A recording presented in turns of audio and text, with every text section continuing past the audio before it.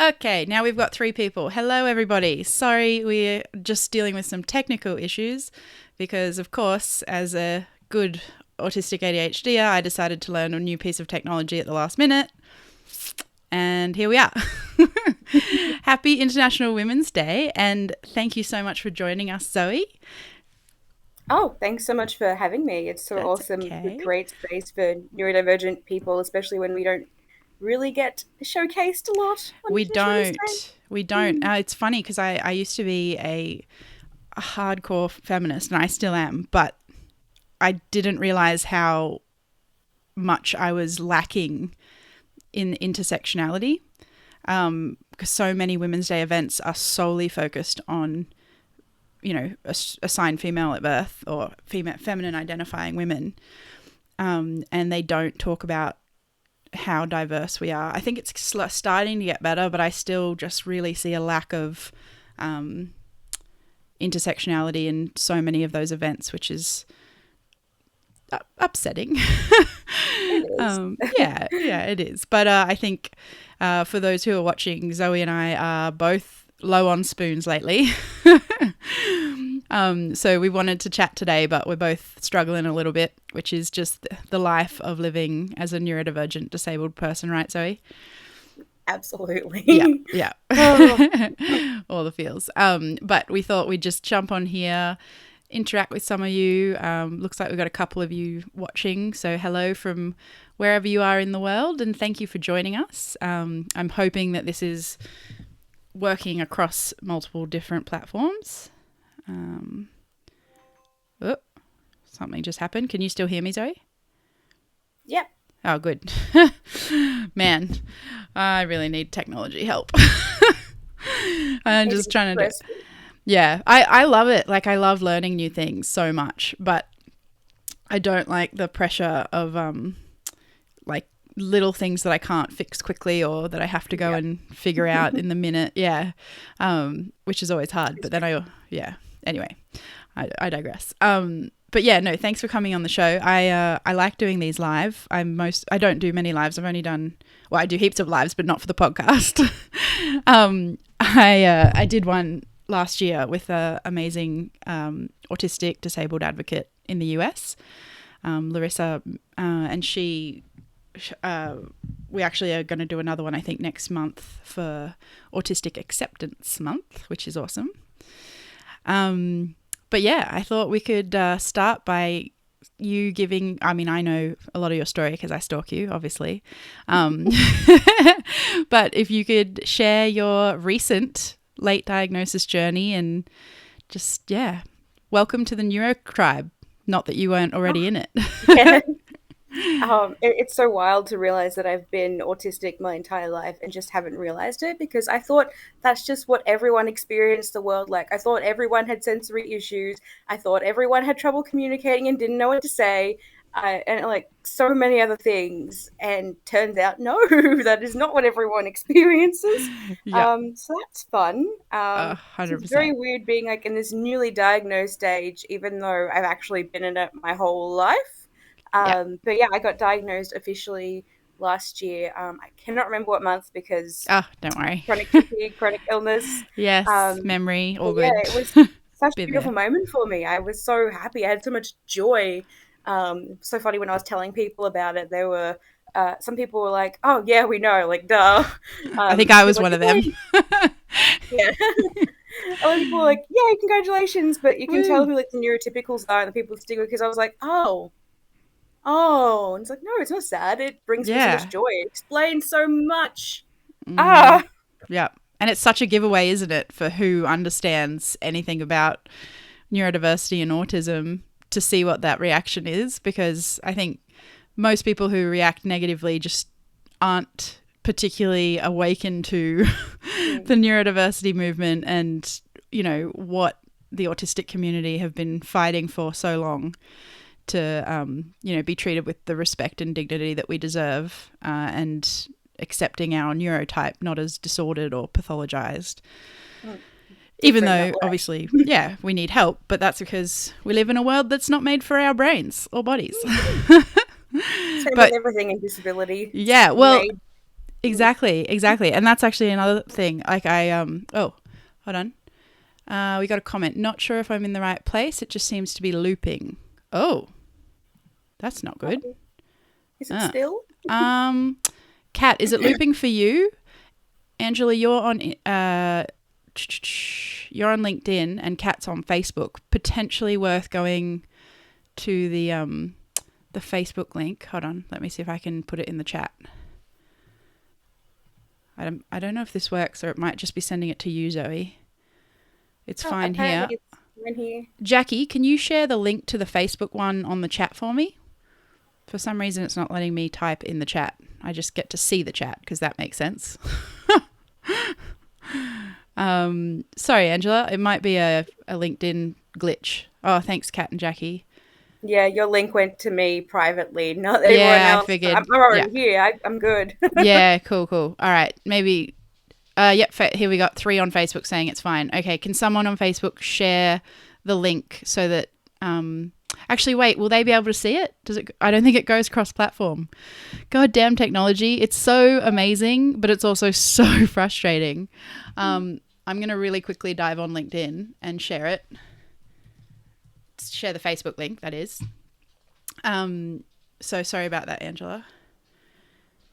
Anyway, while I'm doing that, Zoe, I really wanted to talk to you because obviously you and I we both also have physical disabilities as well as cognitive. And you've obviously been in the physical disability advocacy game for so much longer than your recent autistic awakening. And there's so much overlap in terms of what here we go. I could see myself on the other one now. I don't want to see myself on it. I just want to comment. Oh dear. I promise I'll get better at this, guys. Here we go. Yeah. Here we go. Okay. Facebook link works. All right, cool. All right, so that's now on LinkedIn, so hopefully Angela gets that.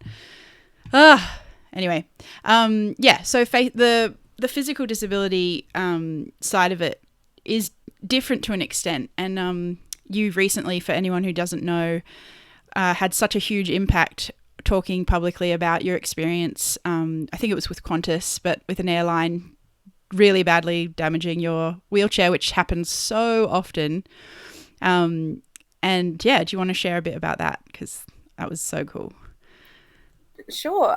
Well, so I knew it was really bad to be a wheelchair user or any mobility aid user when you're going on airplanes because I've had many friends share horrible stories and I've written about them. Like one of my friends got a concussion from their experience with an airline. So, it's pretty bad. I feel like my circumstances in comparison are kind of minor, but even though they are minor, they do really highlight a bigger issue. So I was heading to actually be filmed on SBS, which was very exciting. And so cool.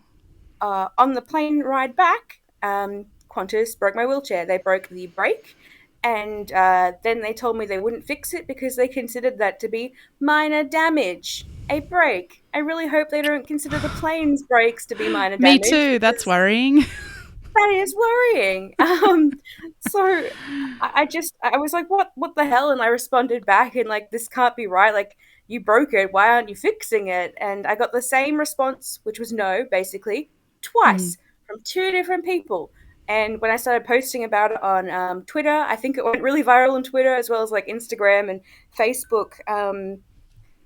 Suddenly I had thousands of people retweeting this and watching and being like, what are you doing, Qantas? And because of that media attention I was able to get, Qantas then, of course, messaged me and were like, oh, we'll help you now. And they said it was an error, an internal error, and that it should have always been fixed. But I am dubious about that. Yep. Absolutely, I feel me like too. If I hadn't have made a fuss and gotten viral, nothing would have happened. Absolutely. And that's really upsetting because there's so many, obviously, disabled people out there that don't have platforms like ours and wouldn't have gotten that potentially attention to get help. So it should not be the case that you have to make a fuss to get treated Yeah. right, right? Had so many people contact me and tell me their own stories and ask, "What can I do to help?" And I was like, "Oh gosh." Well, apparently, the lady at Qantas told me that any mobility aid damage is supposed to be escalated to their advocacy team or something. Gotcha. So I, suggest to anyone that gets rejected, ask that you want it to be escalated, or Yeah, give definitely. me the contact details, and I will email this person and say, "Hi, this person has not." However, it's also really hard because like it's a difficult system to complain in the first place. If you Yep. don't have energy, it's really hard. Like you need to, So I had to true. fill out the same form so many times, and it's so exhausting. It's like we've had issues happen since then. I just haven't reported it because I don't know. I don't feel like they're going to do anything, to be honest. I feel like it's just a waste of Yeah, I energy. totally But agree. that led me to actually being involved in the Disability Royal Commission about it. Oh, here we go. We might be back now. All right. Sorry, guys, if that just dropped out. Facebook's working great. Oh, excellent. Oh, I'm glad Angela could get through that link. Sorry, we just had a bit of a technical glitch with internet connection, but it should be back now. Yeah, Zoe's traveling, so she's been amazing trying to make this work. Oh yeah, I'm currently in my childhood bedroom coming to you from bed So because cool. today is exhausting and I feel like you need to just show up however you can show up and it Yeah. doesn't have to be perfect. You just have to be there. 100%. And so much of us, so many of us don't have the option to be perfect. And like, I've got no makeup on. I literally just got out of my PJs. But that's just life. When you have limited spoons, you've got to be very selective with how you use them. And Yeah. in my mind, we shouldn't be limited to what we do just because we don't, have enough spoons to do it. Why not Yeah. do a live chat when we can't be bothered, not be bothered, but we don't have the energy to, put makeup on, do our hair, and make ourselves look presentable. Like, I've cleared Brushed the my hair and I'm mess. proud of that. I've cleared the mess. It looks clean behind me. What you can't see is everything on my floor and over here, and I've got piles of stuff everywhere, which is just life as a ADHDer. Yeah, Yeah. accurate. You Yeah. can't see anything, but yeah. Absolutely, yeah. But how did you find the Royal Commission? Your experience presenting there? So I wasn't presenting, but I was part of the workshops. I did two workshops, I'm pretty sure, where over 60 participants joined in and shared their stories. So there was, people talking about being a wheelchair user, people talking about traveling with powered mobility aids and other things they need. I cannot remember what they're called because brain fog, but Oh yeah, totally. just the stuff that helps them exist. That's not very clear at all. But like people dealing with service animals, for example, people who are blind and Yep, deaf, and like the assumption that you can hear and see and walk. Just so many absolutely. people having all these issues, basically just where we're humiliated, disrespected even. Um, it was really, really bad, and I really hope the Disability Royal Commission can do something. The chair did write a letter to all the airlines across Australia and airports, so I'm hoping that helps. But Yeah, it really sucks. And even though we're advocating about it, we don't actually have the power. We just hope that they listen to us. absolutely. I'm very passionate about sharing my experiences again and again and again, and the people of others' experience of others as well. Mm, Really shocking stories, to be perfectly honest. Like yeah. if you check out my website and socials, I've posted a fair few, but like people being forced to crawl off the plane, people being forced to have someone carry them off the plane, like their partner, which is very dangerous, Oh my obviously, like carrying a fully gosh. grown adult. Yeah. um, People that have been forced to get off the planes in garbage lifts. Oh my um, gosh. People that haven't have used aisle chairs, which Yeah. for those of you who aren't familiar, they're about half the size of a normal wheelchair, and they're like really narrow, so they fit in the aisle of an airplane. And they're supposed to have seat belts. They're supposed to have armrests. They usually don't, however. So Yep. I did have a friend who the correct safety procedures weren't used, and the staff member pushing it was very rough. So on the flight bridge, they actually fell off and got a concussion and cracked their rib on the glass in the middle of the flight bridge. Oh my Um, and then we're goodness. told, why didn't you hold on tighter? Oh my gosh. Like, talk about gaslighting, victim blaming. Like, what? Oh, that's just disgusting. It's so And this bad. happens so much. And it Like, happens so, even yeah, motorcycling. absolutely. Like, the last time It's I too flew, common. someone, I guess a security guard member, came down to me, like, bent down and said, "Well, hey there, Missy, can you walk?" And, like, then just grabbed my wheelchair and pushed me through, and then just handed me to another person who just pushed me through. No one asking, "Hey, can I Oh grab your my wheelchair?" And, like, when I tried to move goodness. myself, they were like, "No, don't do that." And I did have an experience at the security gate once where, because you're in a chair and you can't go through, like, the normal metal detector thing, they have to do a pat down search, but no one told me Mm. this. No one asked my consent. I found Oh out my by a goodness. woman just putting her hand straight on my boobs, touching all around without asking, and that still makes me very uncomfortable, even though that happened, I think, September, October, I can't remember exactly, but just even these Wow. little things. They're just constant little t traumas, right? And it really adds up. It's just so bad. I was just talking about this last night with my autistic empowerment course, actually, about how these little things happen and how, I mean, as an autistic person, we tend to have, an atypical response to things as well. So some traumas that might not upset others can really affect us.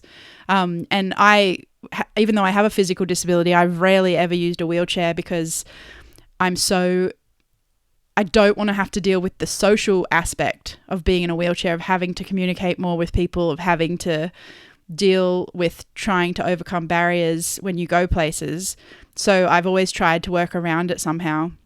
And only last year I was traveling with my son interstate, and I think I was at Sydney or Brisbane airport, and they were supposed to meet me on the tarmac. It must have been Sydney. It was the huge airport. And so my son and I could get in the van and be driven to the terminal, because walking for a long period, let alone holding a toddler, is just not really an option for me. Anyway, they came and they didn't have a toddler seat, even though I'd pre-planned it, arranged it all early. They knew I was traveling with my son, who was sitting on my lap. I had an infant ticket. And so I had to walk with my barely 18-month-old very far in an airport, and they pretty much did nothing about it. Like, it was so bad.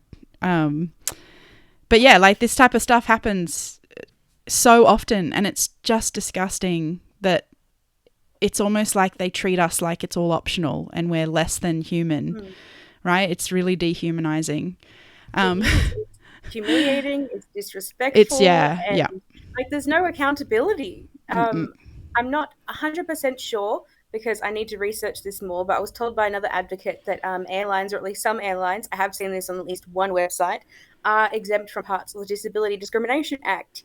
And also, we're not keeping track of these How? statistics like we are in America. Like, for example, in the True. US, I believe the latest statistic I saw was that 29 wheelchairs a day are damaged or destroyed. A day, just in one country. So Wow. you can imagine how big this issue is globally. And not to mention Yeah, that breaking our mobility aids is like breaking our legs. I mean, I'm exactly. an ambulatory wheelchair user, so I have the privilege of still being able to move, but lots of people don't have that. And Yeah, they have specialist custom wheelchairs that can cost like upwards of 20, 30 grand. And there's been absolutely. cases where advocates have had their wheelchairs broken and they have died as a result.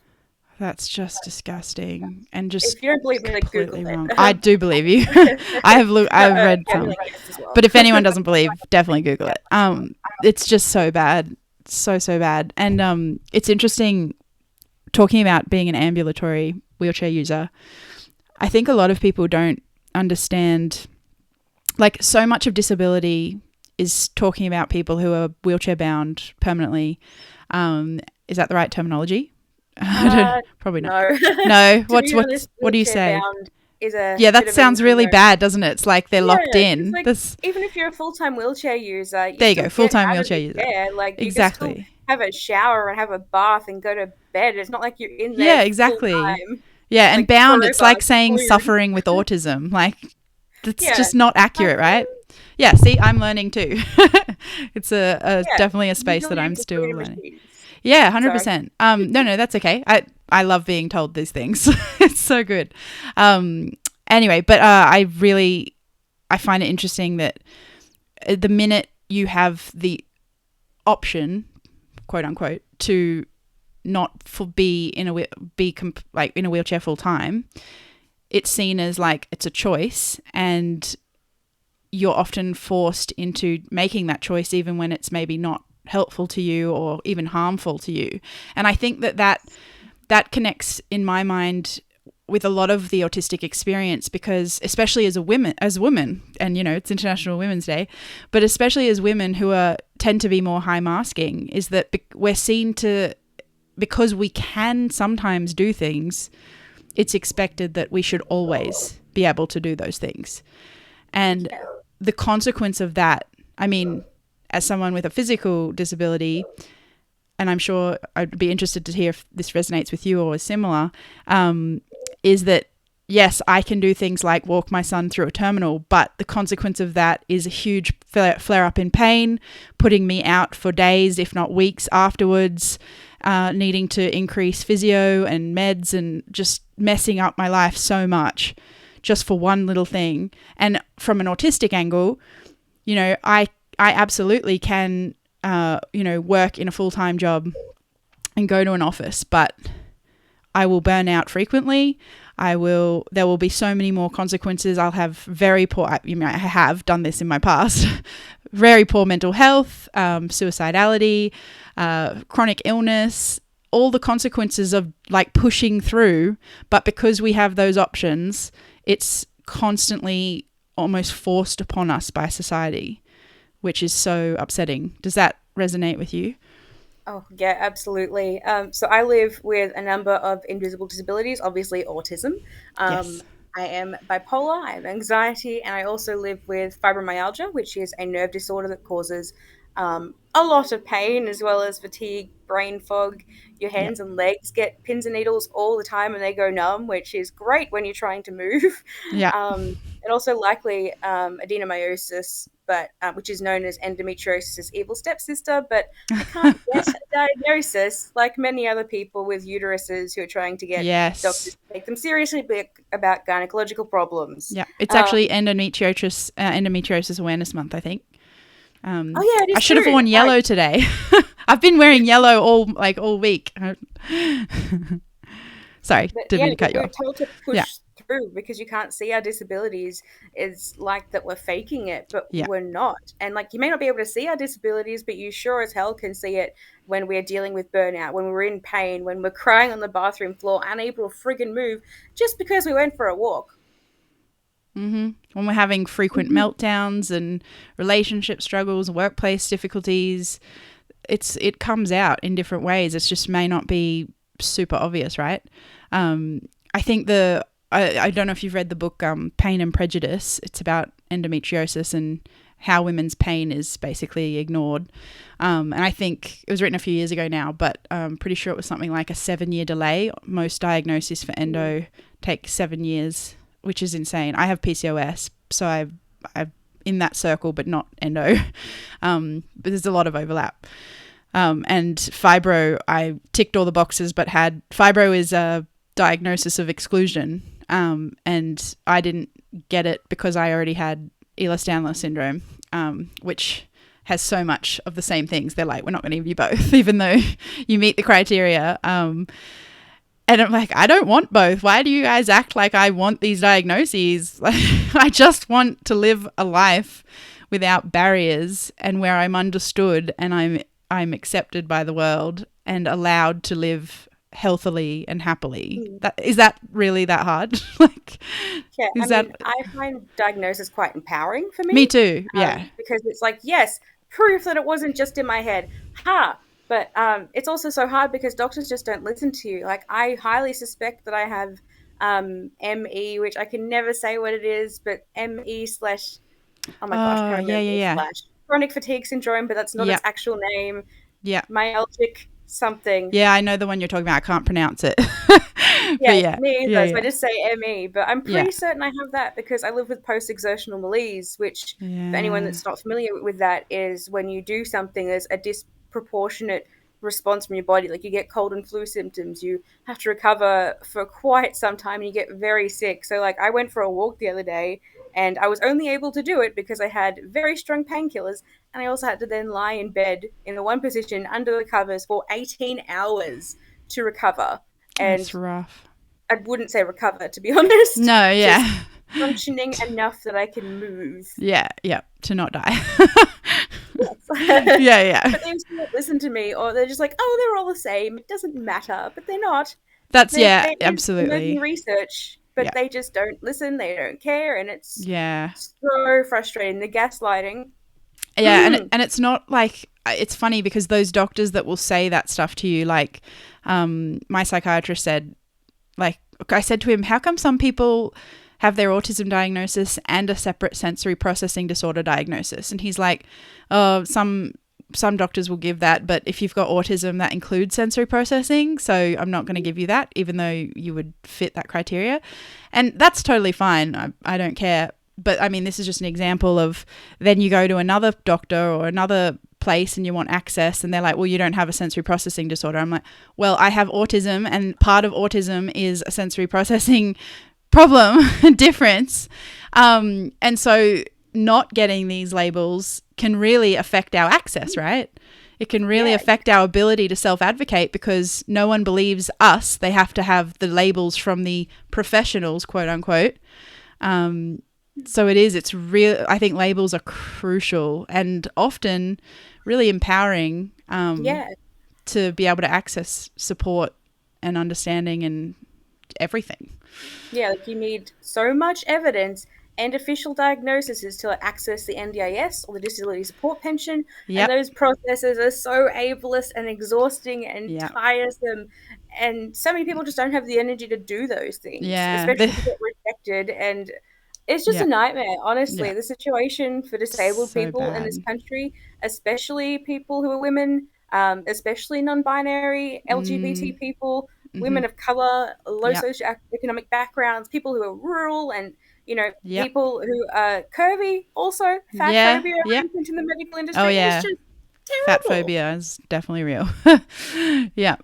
All the differences, right? I feel like the more you have, the more oppression you face, and the more the less you can access any of this stuff. I am seeing the comments, guys. I'm just really into this chat, but I love that Kat's lying in the bath watching. That's amazing. And Ange said, imagine how much more efficient airlines would be at supporting people who need additional assistance if they were the first off, not the last. I love that. And I know people who have literally been forgotten on the plane. Oh my literally goodness. Forgotten, screaming for someone, hey, can you help get me off the plane, please? It's so bad. And we've got another comment. The first psychiatrist I saw for ADHD suggested I wasn't capable of being a parent and working. So common. I hear this a lot. And that I should focus on being a mother. I paid $700 for that life lesson. Yeah, it's just awful, the kind of judgments they put on us and assumptions they make. It's so ableist to start off with. But, I think doctors really do need a better education on not only how to be inclusive, but how to respectfully treat any person with any difference or minority, or especially disability, which is so often who are in front of them, right? I find it quite funny and ridiculous that ADHD isn't included on the NDIS. And so a lot of what I do, I focus very much on autism, but majority of my clients and people I speak to are also ADHDers. It's very, very co-occurring, and you could only be diagnosed with both only up, I think it was 10 years ago when the DSM-5 came out. Before that, you had to choose the best fit, which is ridiculous. Yeah, that's how people work. Exactly. But yeah, ADHD is literally struggling with executive functioning. And obviously, but the executive functioning required, let alone the energy and everything required to apply for things like NDIS, is just obscene. Yeah, exactly. Which is like the point, right? Is that you need supports from things like NDIS so that you can live and access society, as is your human right as a disabled person.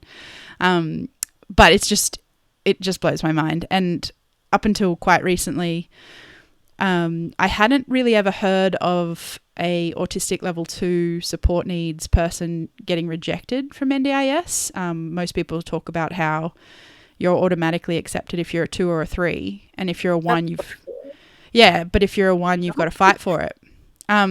Well, I've recently learnt of a friend who was a 2 and was rejected, and they are also bipolar and bunch of other stuff, and I was so outraged. So I'm trying to help them get on it now, but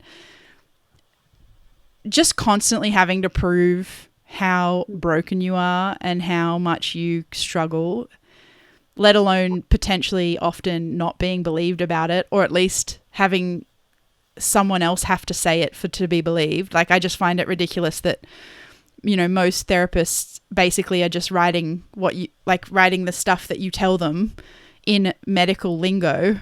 You know, like, I struggle with this. Oh, they have this deficiency and they can't do that. And I'm like, why can't I just say that? And it's such a huge accessibility barrier, because the amount of money and time and energy that we have to spend seeing all these specialists, getting all these reports, keeping track of them, sending them off, you know, following up if they're even believed or if we need further evidence. Like, it's ridiculous. Yeah, the medical admin is just exhausting. It's literally a full-time job to be sick, because not only are you dealing with the symptoms, whatever they may be, whether it's pain, fatigue, executive dysfunction, sensory overload, whatever type of thing you're experiencing, and the impacts of that and the barriers that exist in life as a result, especially if you have mobility issues, then you've got to deal with all the medical admin and also medical people stuffing up on a regular basis. Constantly. I pretty much have to follow up every single specialist I see because they never get it right. Like, oh, you haven't sent me this referral. And like, then I have to contact the specialist. Like, oh, did you get the referral? No, your GP hasn't sent it. Call the GP. Oh, we don't have a record of that. Like, yes, you do. I was here. I'm like, oh no, and having to go back for another appointment to do the thing they should have done when you went for the first appointment. It's just ridiculous. Yeah, absolutely. And just like, I mean, I feel lucky in a way, because before I got my diagnosis pre-COVID, I'd spent years in the health system, and going through a big legal battle with the third-party insurer of a car accident I had. And so I was already navigating the insanity that is medical administration, and it was barely possible. I needed so much help. And I'm so lucky I had the privilege of getting that help from like my loved ones and others. But by the time I figured out I was autistic and applied for NDIS, I was already very much aware of how bad our systems are and how inaccessible they are to anyone who struggles with executive function or social differences. But the difference for me was that my car accident was all physical pain, a bit of trauma, but majority of it was chronic pain, and I had to have a lot of surgeries. And the difference is with autism is that it's not visible. It's, as you say, like, it's invisible. It's hard to see. It's hard to define. It's hard to be believed. And all that does in a way is create so much more need for paperwork, and need for evidence, quote unquote, of your very, very real lived experience. Anyway, Ange says, and you can have NDIS and then still have to jump through hoops to qualify for a disability support pension. Yep, because they're different departments. Absolutely. It's ridiculous. I have seen numerous people with extensive NDIS plans rejected for a disability pension and being forced to interact with job agencies just to maintain some level of government support. That's just so horrible, and such a good point about the disconnect between the different levels of support. I see this a lot in health and social services, and how we've got Medicare and NDIS and they're constantly butting heads. In the eating disorder space, NDIS will say, we don't want to touch you. You've got an eating disorder, go through Medicare, and Medicare will say you're disabled, go through NDIS. Well, guess what? I'm a disabled person with an eating disorder, so maybe you should give me disability support to get access to eating disorder care that's specifically able to help me and my disability. Like, it's just insanity. Yeah, and like, absolutely. Even someone just commented, and those agencies are abusive. That's actually exactly what I was just about to say. That They are. like disability employment services and so many people that work for these support services are really, really terrible. I've had really bad experiences where the disability support systems have made me worse. And then like you make a complaint, but nothing happens. Again, I put that in the Disability Royal Commission, but who knows if that will actually change anything. Yeah, absolutely. Yeah, and It's just ridiculous. they're just taking advantage of our vulnerabilities and the fact that they have so much more privilege and power over us, and we have such little choice and ability to fight for our rights and stand up to bullies and not be taken advantage of. It's such a imbalanced power divide, right? I don't know if you saw yesterday on Instagram, the Royal Commission put a post up and they quoted Katie Coulis, who's the CEO of Yellow Ladybugs and a legend. And they changed her quote at just the start from saying autistic to people with autism, women with autism, sorry. And I know Katie, and I love Yellow Ladybugs, and I've never heard her say that in my life. And not to mention, they're not the one they just had, but the public hearing before that was on creating an inclusive Australia. And yes, I'm a nerd and I watch all the public hearings. And they had people like Chloe Hayden there, advocating for using autistic and identity first language. And they just still can't do it. Like, how hard is it? We even had a Senate inquiry last year come out, the report, that specifically used identity first language, which was actually quite surprising considering a certain person that was on that committee that is not the best friend of the autistic adult community. Holly Hughes. Anyway, but we're coming so far, and yet we've got so far to go. So I've been tracking the Disability Commission quite closely to see, are they actually listening? Because there's been some bloody brilliant people giving evidence, including yourself, and they need to listen.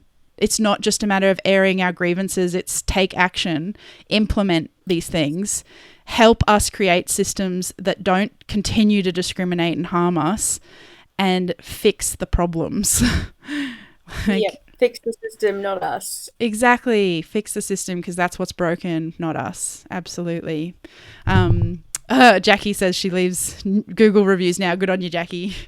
Yeah, I've become much more vocal in speaking up when things aren't going well, mostly because I think, what about all those people that don't have the spoons to do it? Like I used to be one of those people. And now that I have a few more spoons, thanks to getting some adequate disability support and understanding my life and how the world was the problem all along and not me.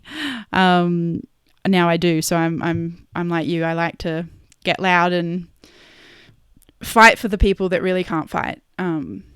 It just makes me so angry, and like I feel like collective rage, and I do have a growing platform, and I'm very blessed with that, and a lot of people don't have that, and a lot of times I can't advocate. So I feel like as a community, if we just do what we do when we can together, these tiny things make a difference. And absolutely, I think we are making a difference, and a lot of people say things like, oh, you'll never change it, that's just the way it's always been. But I disagree completely. If that was the case, we'd still all be serfs. And I medieval are going to change the world. And I often hear the opposite, where people think like, oh, but you've got so much already, we've come so far even in the last decade, what are you complaining about? Like, especially from the older generations, not all of them, but generally, like, obviously they've seen a lot in their lifetime, which is incredible. And I think maybe that in many ways that's helpful, because they tend to be more patient, knowing change is slow and wise and so many good things. But I think sometimes the negative that I occasionally see from my wise elders is that they just think we're the ungrateful millennials and, you know, younger generations that want everything. And we do, because we deserve to. And it's sad that your generation couldn't fight for the, like, and you did fight for those things. Don't get me wrong. Like, they led the pathway to allowing us to do what we do. And so many brilliant people, including Judy Herman, I can't say her last name, but just passed away this week, who was an incredible US disability rights activist. But we should be thanking them for doing what they did and saying we're just trying to take it to the next level, because we do still have so far to go. And just because we've come so far does not in any way neglect the truth that it's still only a couple steps in the right direction from a marathon ahead. You know? Yeah, I actually just wrote a post for International Women's Day why I don't want to celebrate today, because to be honest, I am mad and I think there are so many issues and we don't talk about it. I do have notes here that I can share, a couple that are pretty do it. shocking. I love it. Yeah.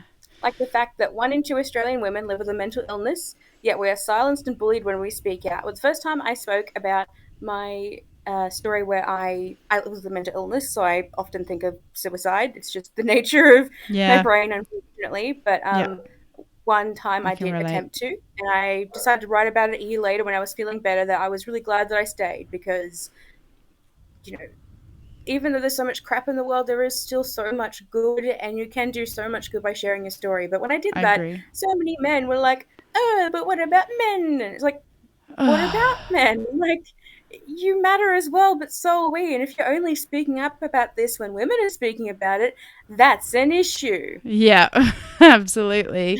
Oh my goodness. Like, disabled people are 5 times more likely to die of suicide. Autistic people are 28 times more likely to think of it and 9 times more likely to do it. 78% of autistic women and 80% of women with intellectual disabilities have experienced sexual assault. Every single woman I've spoken to has experienced that.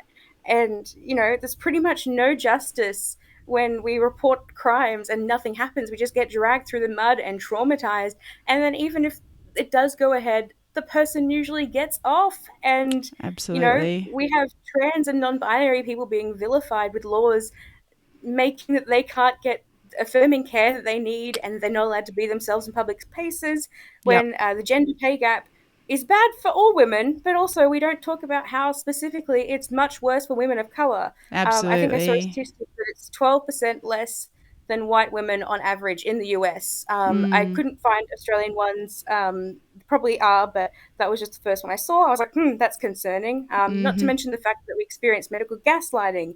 And a really concerning statistic is having a chronic health condition increases the odds of attempting suicide by 363%. That's, again, not surprising. But also, I bet a lot of people would be surprised at that who haven't lived it like we have. It's, the stats are obviously different on different studies, but I've seen stats as high as 12 times more likely for autistic women to die by suicide. And what was the other one? Yellow Ladybug's research last year showed that 90% of autistic women had experienced sexual violence. I am one of them. Many people I speak to have experienced that. It's so ridiculously common, and it's absolutely not talked about enough. Absolutely. Thank you for all those stats, though. I love them. And I also love that... Chloe Hayden's book, actually. Oh, nice. In different, not less, and a couple of other research things, but they may be a little bit out of date just because the book was published a little while ago. Yeah, gotcha. No. Still pretty spot on. I think they've just gotten maybe a little bit more, just because we're slowly starting to track things more, which is terrifying but also needed. Because if we don't know, like if we can't show these stats and make these issues visible to people who make decisions in power, how are we going to get any change happening, right? But no, it's absolutely upsetting, and I particularly can't stand the International Women's Day events that are all like, oh yeah, we're all amazing. Like, why can't we use this to highlight the injustices and what we need to focus on for the next 12 months until the next International Women's Day, on how we can progress not only gender equality, but the equality of all humans, especially those who are even further marginalized. But it's like when you were talking about the men getting upset, it's like white fragility when people of color talk about their problems and we're like, what about us? We experience that too. I'm like, you really don't get it, do you? I hate that so much. Like, ableds do it, white people do it, so men many people do it. Anyone that's not affected by marginalization or that specific marginalization is like, Yeah. but what about us? I mean, just because of people's issues doesn't negate that you also have issues. It just recognizes that people's issues are often systemic. And, you know, white, what's the term? Oh my God, I can't think of it.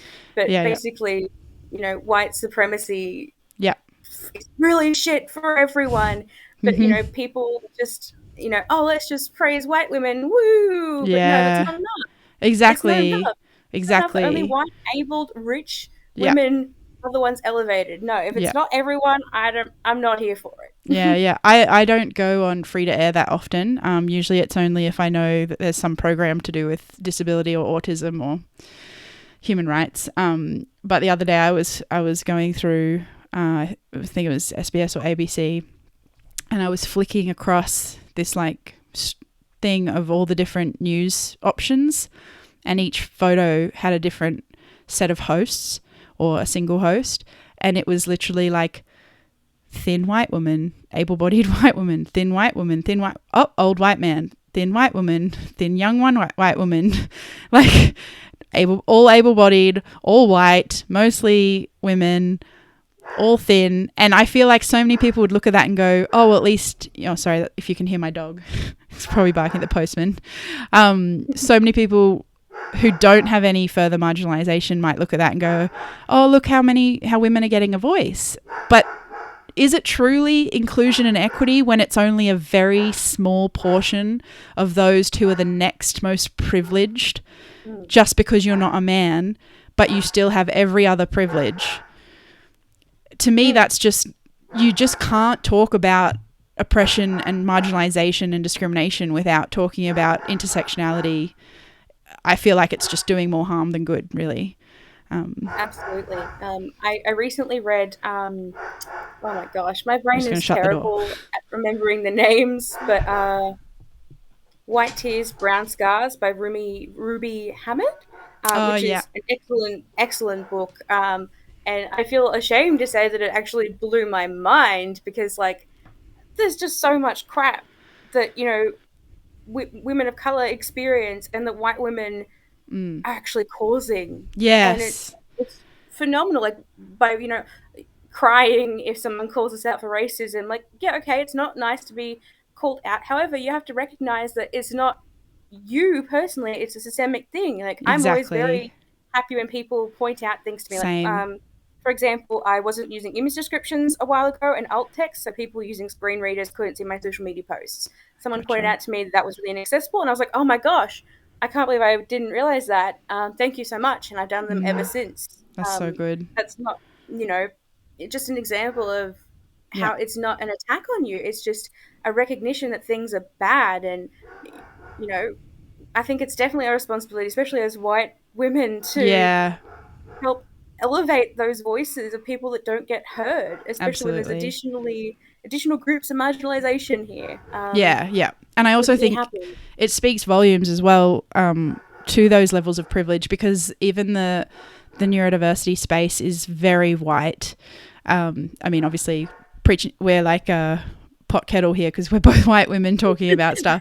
But I think a lot of that just really shows that we're so much more privileged than those to be able to have this public platform and talk more, that you know, it's almost like this invisible proof that they are having more oppression and systemic trouble and problems thrown their way and barriers, just because they're not visible. But it does not in any way mean that they don't exist and they should not be promoted. And if anyone is listening to this that has any further marginalizations, please do get in touch with Zoe and I, and we will do everything in our power to elevate your voices because half the time it's really just a matter of we don't know enough, or the ones that we do know, because I have quite a few friends who are neurodivergent and people of colour, and they're just dealing with so much that they have even less spoons than we do, right? Yeah, it's exhausting. It's not their yeah. job to educate people about it. Like, Google exists for one. Yes. Yeah. But yes, I would definitely say if you want to, if there's anything we can help elevate, I would be very happy to. And I'm planning on doing stuff for Autism Awareness Month. Sorry, not awareness, Acceptance. Yep. Because I'm pretty sure they're aware of us. Yeah, pretty sure they're aware now. Yeah, But, I think acceptance is even not enough. But anyway, it's another topic. No, embracing. Yeah. Genuine inclusion. I don't know what word is there. I forgot what I was saying, to be honest. Oh, no, that's okay. No. Oh, that you're doing stuff for Autism Acceptance Month. Yep. Autism. Oh, yeah. And on inclusion. I'm going to be planning on doing some things throughout the year to specifically highlight really underheard voices. So, especially if you're a person of color in the LGBT community, if you're disabled, if you're neurodivergent, if you're poor, anything like that. If I can help elevate your voice, please reach out. I'll do what I can. I have very low spoon, so I can't guarantee I'll be quick, but I will eventually put it in the list and do it, because, you know, I feel like if it's not all of us being lifted by this, what's the point? 100%. Exactly. And can you still hear me? Because my earphones are being weird. Okay, good. Absolutely. And I think, like, it's one thing that I think I'm seeing a lot more, which is great. But any sort of neurodiversity training, whether it's in the workplace or health professionals, which is becoming bigger, you know, neurodiversity affirming practice, if it's not done with an intersectional lens, and if it's not done through acknowledging the bias, then I don't think it's very good training. And I always try to put that in anything I talk about, because I just don't think we can talk about it enough and bring people, because I think a lot of the problem is that things that don't directly impact you, you don't ever really need to look into. And when I say need, I mean, obviously you need to, but you're not prompted to. So it's like, let's help prompt people to wake up and look around. And I mean, I was one of them back when I was a young 18-year-old hardcore feminist. Everything I was doing those days on feminism absolutely was not from an intersectional lens, and I was completely oblivious to it. So really, let's just like take the option to be oblivious away, and help people make informed choices about how they speak about systems of oppression and privilege, right? Because we need allies. We need not just us to be the ones talking about it. Like, don't talk over us, obviously, but elevate us. Yeah. It's such a big thing. And, oh, gosh, especially when I find it concerning that, for example, in autism, a lot of the stuff that I've seen is specifically geared towards boys. Yeah. And, like, the medical bias exists in so much. Like, things that primarily affect people with uteruses don't get enough funding or airtime. And, you know, the amount of things I've Googled, and the only studies have mentioned boys. Yeah. So, but everyone's not a man. Yeah, even medication. I was watching a panel of doctors last International Women's Day talk about meds and how women had had more car crashes after taking some kind of relaxant the night before, because the meds were all tested on men and men's bodies and how they metabolized in big male bodies and not women. So even studies are targeting men, and their excuse for that is usually that women are unreliable because of our hormone changes, or, you know, if we're pregnant we can't be tested. And it's really like, try harder. Seems like a bit of crock of shit to me, to be perfectly honest. Me too. I love that. Like, it's absolute crock of shit. The statistic I got that 1 in 2 Australian women live with mental illness is from a Liptember Foundation report that I assisted with writing last year. And it was the first study in Australia to specifically look at mental health from a gendered lens, including non-binary and trans people. Oh, good. That was the first time. That's so ridiculous. And go figure, it actually showed that we 2022. experience mental illness in higher rates. Yeah. Like, absolutely. Almost like we should consider everyone's perspectives, not just men. Yeah, and I also think that sort of reminds me, because we've just obviously had, Mardi Gras, and I'm loving all the stuff out lately with all the rainbows and pride. And eating disorders have been talking about LGBTQ community being disproportionately affected again. And there's, in the autistic community, which I'm sure you know, but for listeners, there's a much higher rate of gender diversity and queerness within our beautiful neurospicy community as well. And so I guess another thing to talk about with intersectionality comes with, I think we're slowly moving away from people just standing up for one cause, because I think, and I like that because I'm someone who has many things. And one of the things that stopped me from beginning my advocacy work was that I thought, well, what am I going to pick to talk about? Because I have so many issues that I struggle with that I want to help people learn about. I just couldn't figure out which one to pick. And then I felt like I had to stick with that because, people want to hear what you talk about and only that.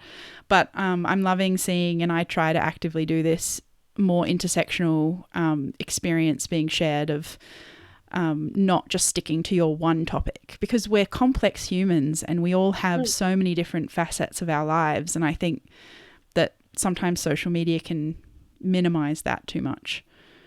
Yeah, I think there is definitely a fear of like when you have many labels, because I've heard a lot of people say this like, oh, you're just collecting labels, you can't be all those things, yada yada yada, as if people aren't different. Yeah. Yeah. It is wild. That's why I honestly talk about whatever the hell I want. Yeah. I'm still very nervous and afraid, but I'm kind of Yeah, like, of you know what? course. This affects me and it obviously affects other people. So I'm going to talk about it no matter what. So my advocacy is a mix of like chronic pain, chronic illness, mental health, now autism, which I'm so excited to write about, like Yay. happy stimming, excited to talking about Yay. it. Autistic joy. Yes, I'm going to write something about that too, because Good. like Excellent. everything is so You tragic should. about it, like that we see in like, oh my gosh, people saying that, oh, like it's a tragedy. Like I read something that someone said it was like a death in their family when their young person was diagnosed with autism. I'm like, I would like to throw a party actually. That Yeah, yeah. it Yeah. explains so much of my experience Yeah. and how I can look after myself better and that I'm not broken. And also it was a bit disappointing to learn that my quirks are not actually just me quirks, that Yeah.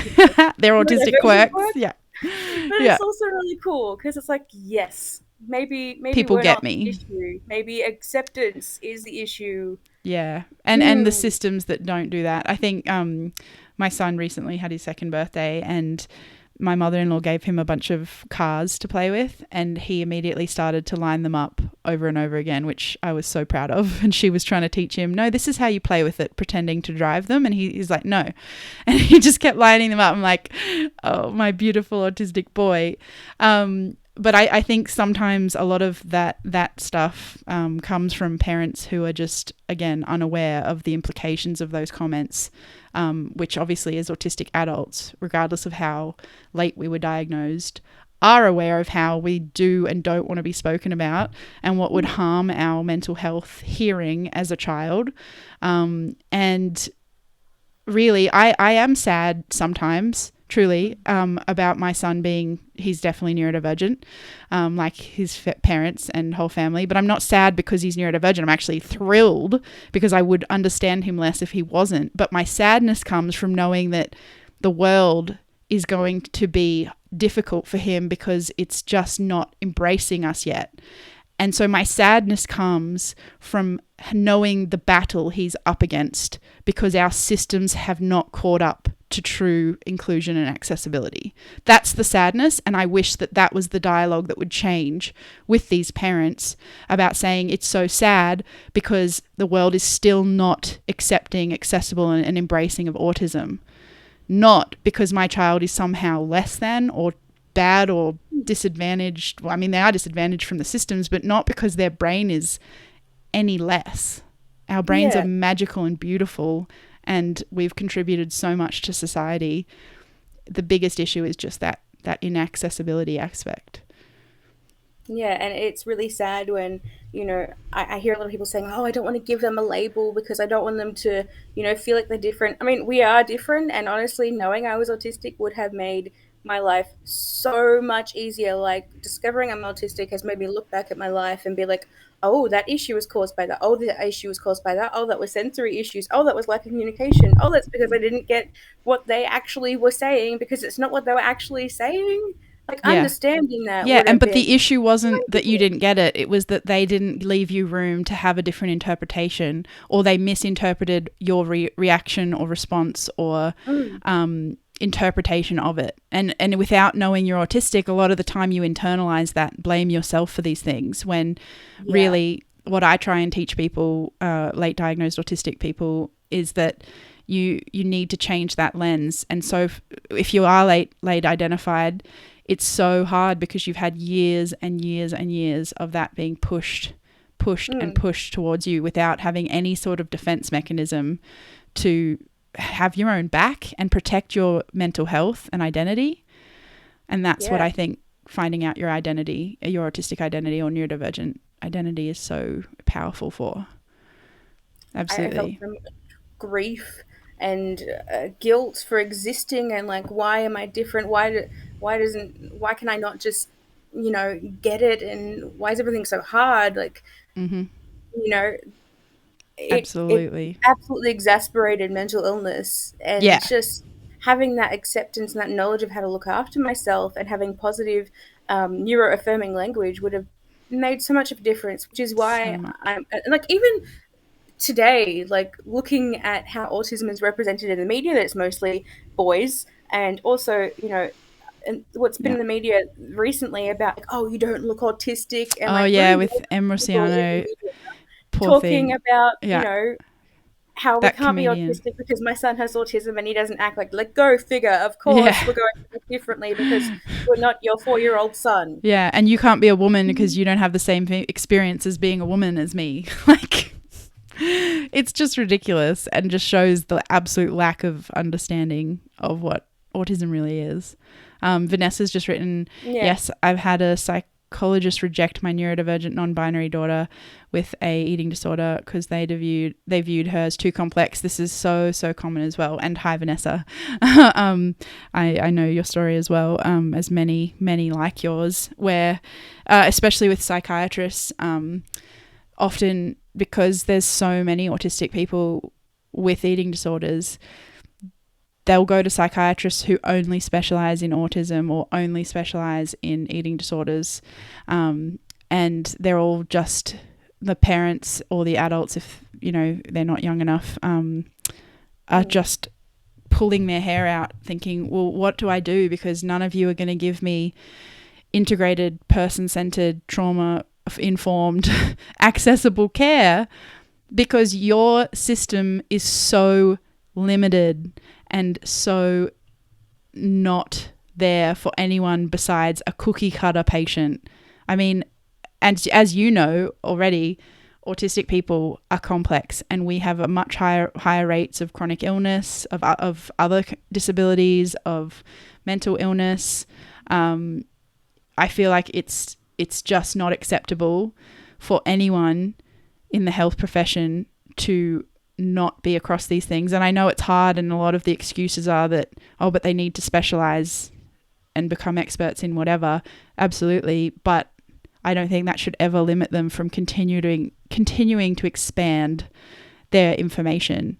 Yeah, and like, championing lived experience. I work with a lot of health organizations now, and they've been really great in wanting to hear my experiences as a disabled person. Often I'm the only disabled person in a lot of these meetings, so it's a bit tokenistic, but I'm at least glad that I get to hold them accountable. But it is so difficult, and like, so many issues I haven't gone to doctors for help with because I don't believe they'll help me. Like, I did have an eating disorder in high school. It sometimes rears its head as an adult, and I have to be like, nope, I am not doing that. I do not deserve that. That's I eat the damn food. It's Yeah, fine. yeah, You deserve to have whatever, and oh gosh, it's just really horrible. And so horrible. as if being curvy is the worst thing you can do, worse than being a bad person. Well, so Like, many fat people, and I say fat in a neutral fat liberation way, for those who don't know, fat people like myself, many don't go to seek healthcare because they've faced so much fat phobia and anti-fat bias. And so often they'll get so much worse health because they're just not able to access it because they're so scared to. And even when they do, they're discriminated against. I mean, the fat phobia in COVID was horrendous. But I think that's similar to anyone like us with disabilities and chronic illness, is like the more that you are in front of the health system and see all of these horrible things and experience them firsthand, the less likely you want to see them. So like I'm going through secondary infertility right now, and my anxiety is peaking because I'm having to go back into that system, which I've had the luxury of having 2 years not being as involved in after many years. And I don't want to deal with it all again because I know firsthand how awful it is and how hard it is for us to have our needs met, and for us to be treated with respect and dignity. And I say that as a highly articulate lawyer. Like, if I struggle with that, this is really what fired me up when I first got into this stuff, is that if I struggle with this stuff with my privilege and access, what is everyone else doing? And no, it's exactly the same for me. The truth is that they're not doing, they're literally dying. It's yes. So bad. Yeah. I mean, on the topic of fat phobia, the first time I went to a doctor for my gynecological problems, because I had really painful periods since they started. Like, it was so bad that I couldn't walk. They started to appear outside of periods and all these other symptoms. And it took me breaking my wrist to realize that my abdominal pain was actually worse than my broken bone. And I was like, that's always the way. Okay, that is not normal. But the first doctor I went to a female doctor thinking, okay, she might get it, she might help. We spoke for about 5 minutes, and she was like, oh, it's dairy. And I'm like, no, it's not. And she's like, yes, it is. I'm like, no, it's not. Yes, it is. I'm like, I'm vegan. I'm lactose intolerant. It's definitely not dairy. I haven't had that for many, many years. And she just, without even ordering tests, without even asking all of my symptoms, she just turned around and said, oh, well, it must be your weight then. Oh, yeah. I was going to say that's the next thing coming, right? That's so bad. One of my conditions is HS, or hidradenitis suppurativa, so hard to say, where I get these painful lumps, usually between my thighs or under my armpits, and it's such a stigmatized issue, and I don't talk about it that often just because I got so much else to deal with. And I'm not, like, I have a quite mild version of it, but I went to see a dermatologist for it about 2 years ago, 3 now.